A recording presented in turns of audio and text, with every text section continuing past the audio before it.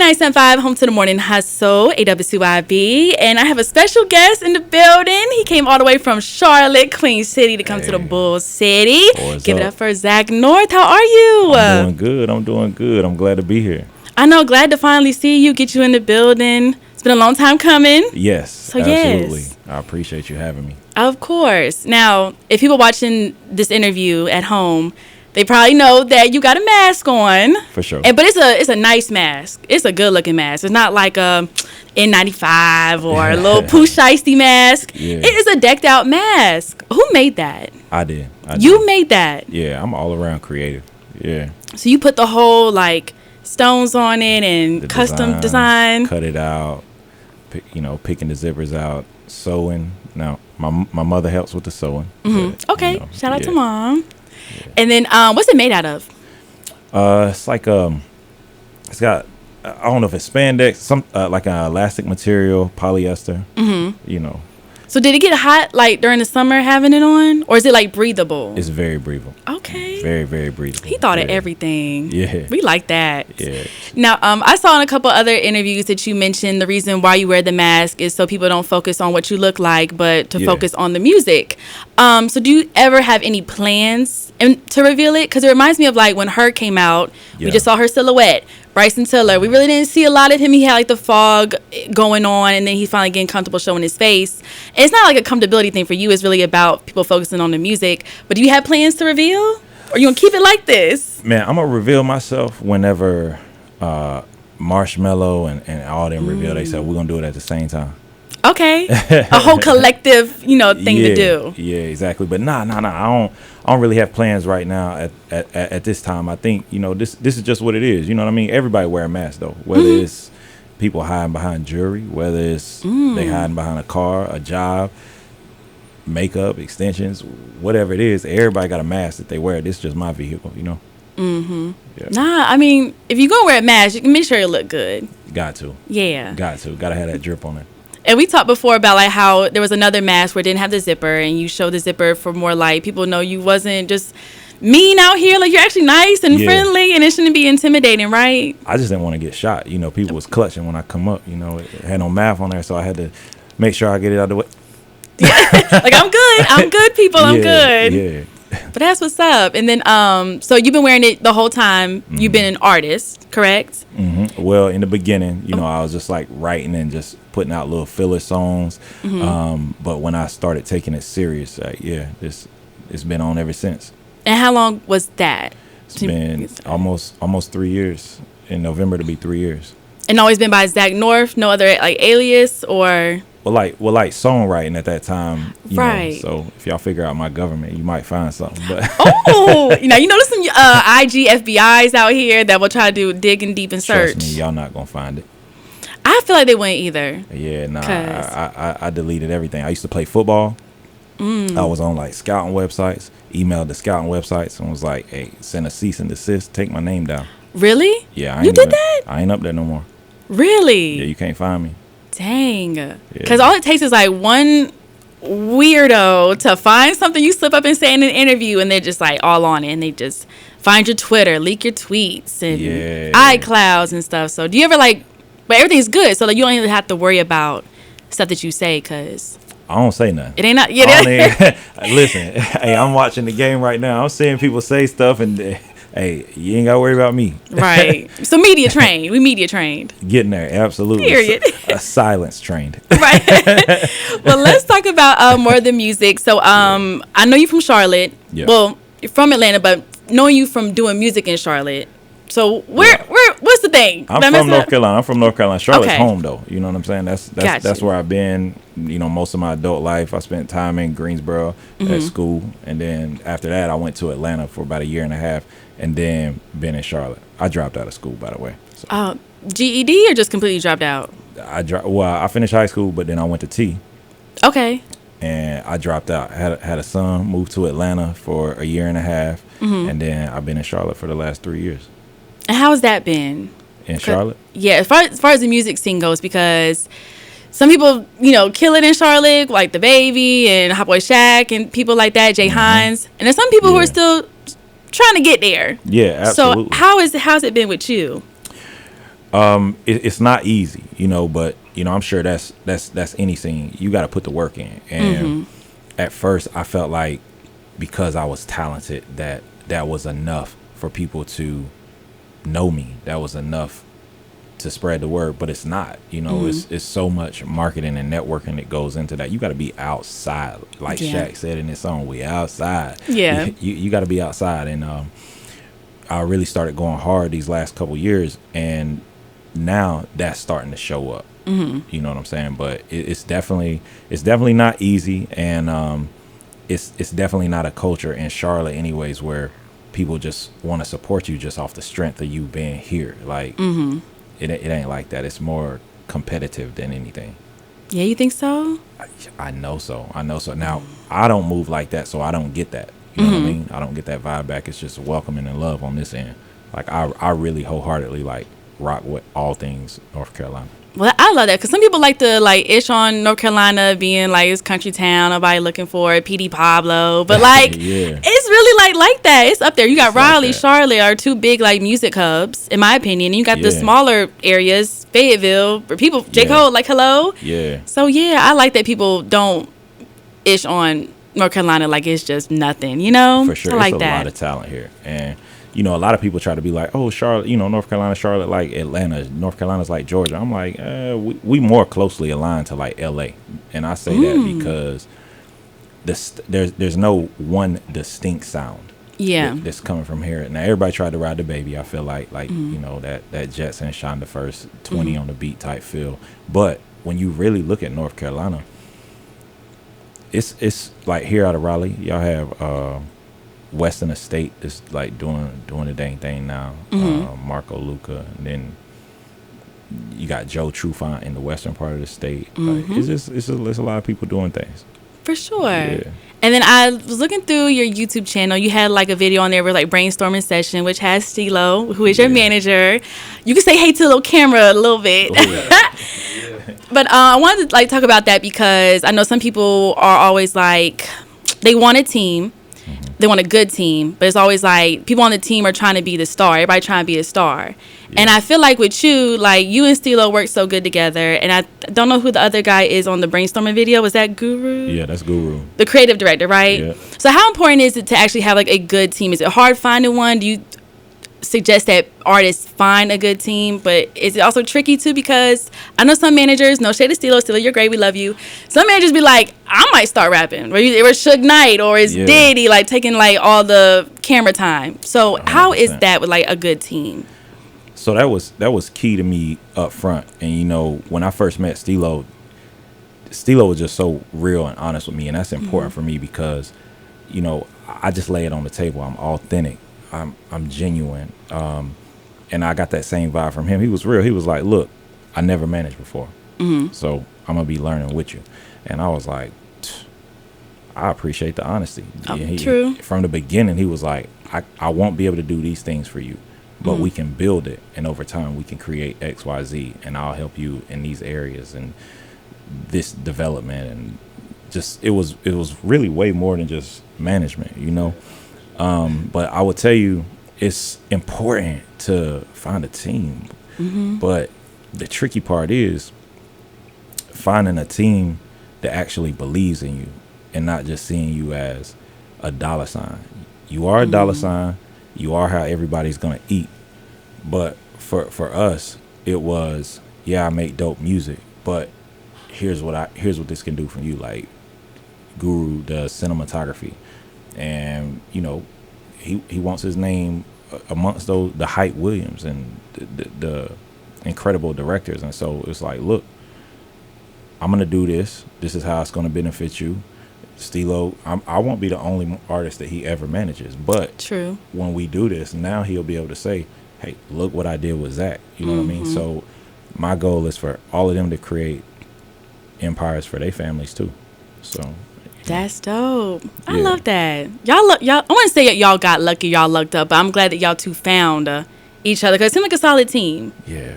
Wherever I see Stilo, you're there. If I see you, it's Stilo. That's how it should be, in my opinion. Yeah. 100%. So I love that. For sure. Let's talk about more of the music. You got the For the Love of Summer EP that was dropped in September. Yeah. And I like that you called it a big desk performance, which comes off of NPR's Tiny Desk. Yeah.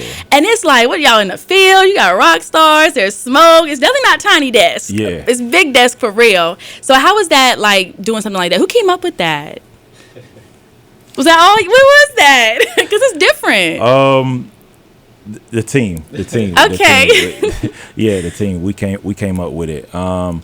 It's crazy because when I just say the chips just fall, they just fall into place. Like really, like the day that we was going to film that, the location that we had secured, they backed out at the last minute. So okay. we didn't have anywhere to shoot it. We ended up shooting that in a backyard.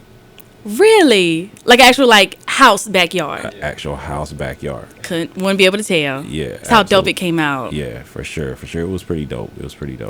And it kind of gives like, 'cause I want to talk about your sound because well, from the performance, it was giving me like rap and sing and rock all into one. And you said like you're a hip hop artist. Yeah. So how would you describe your sound? And I know we talked about it before, like the Kanye Drake thing. So what's Zak North sound like? Because we're getting a little bit of everything. Yeah, for sure. I think like the way we style ourselves, we definitely pull from like early 80s hip hop, like when they was doing like, it was like funk rap. A lot of the style comes from that rock and roll, and that's intentional because I mean we feel like hip hop is the number one genre in the world. So I feel like Kanye said this years ago, like we the rock stars, and so you know that's very intentional in terms of like the aesthetic. I'm melodic, so you're gonna get a little bit of that. You're gonna get the emotional vibe. You're gonna get rap.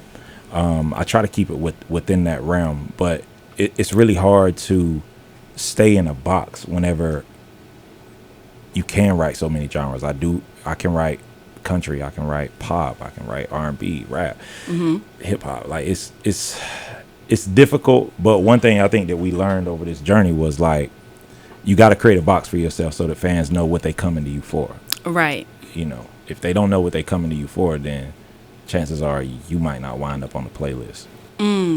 That's a good point. Yeah. Was there ever like any type of like worry that, you know, coming out of Charlotte, you sounded too different, or wasn't nobody else sounding like you? You think people were going to like pick up on it compared to like, you know, like you said, people try to rap like The Baby, or they had like, you know, 20s type of beats and things like that. Was there any type of like worry that people may not rock with this, maybe I should try sounding like this, whatever sound at the time, or you were just like, I'm confident in me as an artist, my music, my lyrics, that they just gonna rock with it? That part. Okay, period. So you know, when I had came to them, when I say them, I'm talking to Stilo, and at that time he had his business partners in the room. He had pulled in Carter from South Coast and Social Currency. At that time, I presented them a bunch of different sounds on a compilation. Like it wasn't even out yet, but I knew that if I got one thing, that's music, you know, and it's not a matter of are people gonna like this. It's like the biggest dilemma I got is not creating it, is how can I get this to the masses? You know, the music. So it was like 100,000 songs come out on Spotify now. Yeah, every day. Crazy.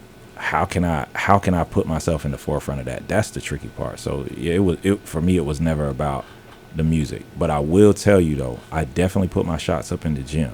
Like it's somebody on my team that he's been knowing me, you know, since a few years ago in school.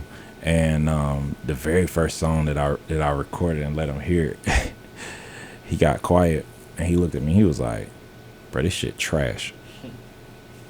No what? Cap. No cap. And in my mind, I'm like, no, it ain't. Right.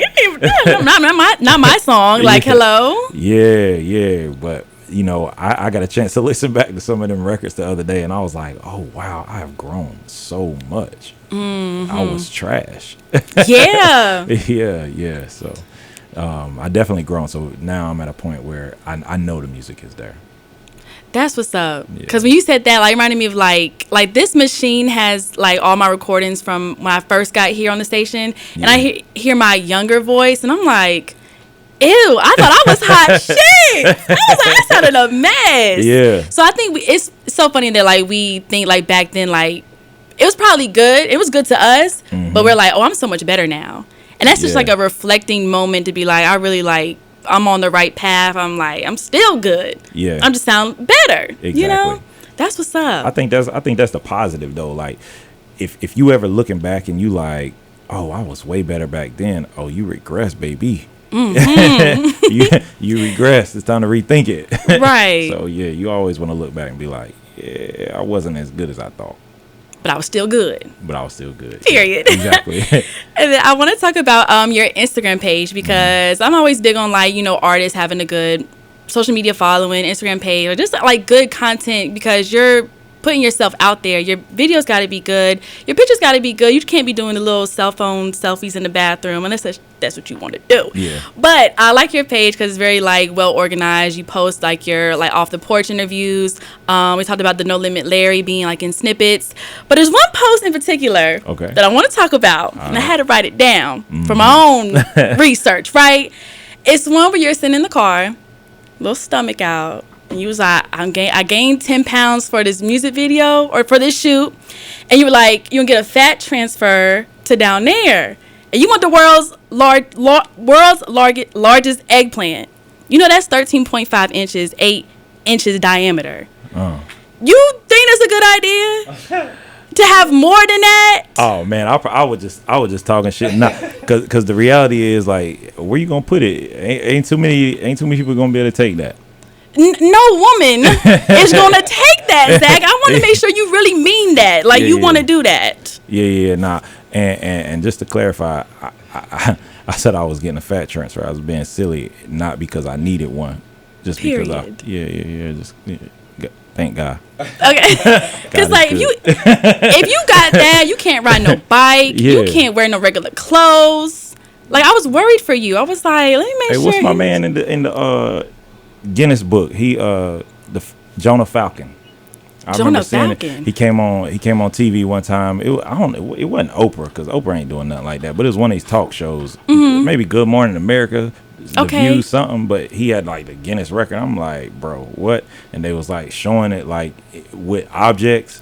And I was like, hey, this is a bit much, bro. We're on TV, like, please. Yeah. Oh my gosh, they did that. Yeah. That's wild. Yeah. I think when I was like searching that, I think something came up like, I don't know if it's him, but he was like, I'm tired of people asking to see it. But you telling you got it, like, yeah. Inquiring minds want to know. Exactly. I think women like would probably love to look at it and then be like, ain't nothing I can do with it. Yeah, like if it's 13.5, that's a foot. That's a foot. Hey, listen, man. I think like a pussy only like 8 inches deep at the max. Like and also other women have different levels of how deep it goes. I found that out too. Is anybody 13.5? If they're watching this interview, they will hit you up, I guess. But nah. But yeah, I was like, let's make sure he's not trying to do the fat transfer. I'm solid. I'm good. I'm good where I'm at. Love to hear it. Yeah. Let's talk about you being unsigned artist. Yeah. Because you put in your bio unsigned. I think it's a couple of posts I saw where it's like, I'm doing this by myself, or, I don't have like a label behind me. It's my money or the team's money like up front for this. Do you want to stay unsigned? Because some people are like, I like owning myself. I like having all control. But other people are like, nah, fund me, please. So how you feel about it? That part. And first of all, I had to put unsigned in my bio because my manager's affiliated with a label. He's a road manager at a label. There's other labels in Charlotte, and people at those labels support me. So from looking from the outside in, people were assuming that I was signed. So it was preventing us from certain opportunities or certain conversations. And so I just wanted to make it clear, like, look, I am unsigned. Even though I have friends and I have a network that is industry, I am not. So the goal is to be signed. Fund me, please. Yeah, you can stay independent and you can have 100% of a grape, or you can have 10% of a watermelon. Which one's gonna fill you up? True. Yeah. So I'd rather take the 10% of the watermelon. Period. Yeah. Even like when you look at artists like, you know who La Russell is and how he's doing his thing. And, For sure. And he, For sure. right. And it's like, it seems to me, I think he's still like the whole independent thing, and he's like did like a free game Friday, and he just recently talked about, you know, how to, you know, get your songs to be credited and like, you know, BMI and things like that. And it looks like we're like, okay, being independent is the way to go, but I think since he's gaining so much popularity, I think people going to either buy him out, give him money. So is that kind of like, would you want to stay independent, but also if it was like that type of situation where you're just so popular, or like Chance the Rapper when he was the whole independent thing? Yeah. Could that be an option, or you really want to like be like Def Jam or like something like a Atlantic Republic or? Yeah. There's so many options now. Music's so different. Here's the game. Here's the game to that, and this is what people not telling you. Mm-hmm. And I know this because I'm an independent artist and I'm doing this out of my pocket. Talk to him. This shit is expensive. Mm-hmm. And even when you look at La Russell, yeah, La Russell might be independent, but it's a bag behind them. You don't reach a national audience without a bag. And I get his sponsored IG posts and things like that. Yeah. So in order to reach me and reach the people around me, you got to put some money into this thing. And even like Chance the Rapper, yeah, he's independent, but he had a major financer behind him. You know what I'm saying? So you might be independent from the optics and from the label standpoint, but make no mistake, this takes money. So if you don't have a label, then you need Macklemore, major financer behind him, you know, major investor. You was independent from a label, but it takes money. You know what I'm saying? And if you don't have either, your reach is going to be limited. You know, and there's nothing wrong with that. You know what I'm saying? I think like Russ is independent now, but he started with a major. He did. Stacked his bag up, and now he can put money into his own stuff. You know what I'm saying? But everybody's path is different. You got to do what's best for you. For me, the resources that a major machine has benefits my end game and my vision. You know, so that's where I'm gonna go. The only thing I'm trying to do now, we're not rushing. We just trying to build leverage to be able to negotiate a deal. Because if you go in there and just say, "Hey, I'm talented. Can you make me a star?" They're gonna be like, "I absolutely can, and I'm gonna own you." Period. Yeah. Your finger, like evil villain hands, like y'all in my hands now, type of thing. So yeah, 100%. Well, I'm curious to see like what happens. I'm always a big fan of like, you know, saying something now and then like looking back and it being like, "Oh, I did say that," or like, "Ooh, wrong path, but I want to go somewhere else." Like, and it just works out. So. You know, I know you're gonna kill it. They call you, be like, yeah, ayeeedubb, I changed my mind. I'm like, Zak, I fucking knew it. I damn knew it. I tried to tell you when you came up here. Yeah. But let's talk about what you have coming up for the new year. Like I said, you dropped the EP in September, and it's still doing amazing. So what is next for the next year? Cause I heard you got that stuff, got that songs already done. Yeah. So what we looking like for the next year? What's the plan? So for us, it's consistency. And you know, this year has been more about like strategic marketing the brand, creating awareness. But now it's time to put that awareness into the music, right? So we dropped the EP next week. You know, I'm gonna give something else associated with the EP. We're gonna drop a video off one of the songs. Okay. It's dope video. I'm excited to give it. And then after that, then we're gonna come back and stay consistent. So I would say at least every 2 weeks we're gonna be dropping something, and then I'm gonna finally get my full body project next year. Okay. By the time we get to the summer, we'll probably have dropped another EP. Okay. Yeah. So y'all never done working. It's already done. We just doing right now like the video and like the rollout. That's one thing too. As an independent artist, my reality and perception of the industry was so skewed. I thought that I go into the studio, make a song, put it out. Oh, I'm going viral. I got the next what was it Post Malone put out? White Iverson or Don't by Bryson Tiller. I got the next hit, you know, but it's way more that goes into that. And part of that is having like a manager with insight and saying, "Hey, you're not doing yourself justice. This needs a proper rollout."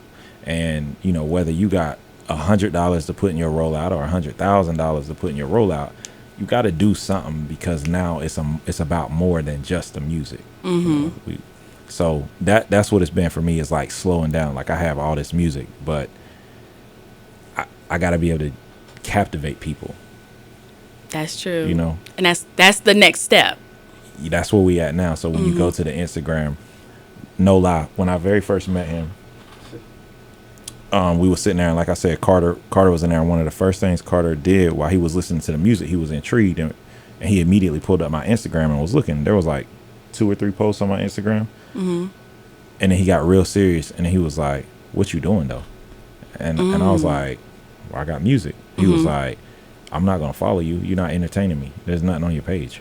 Damn. And so from that standpoint, it was kind of drilled into me that, like, hey, you know, Instagram is your resume. And so when people want to know who you are, they're going to go to Instagram. When they want insight into your personality, then they're going to go to TikTok. True. You know. It's like a different social media page for each, like, vibe thing almost. Yes.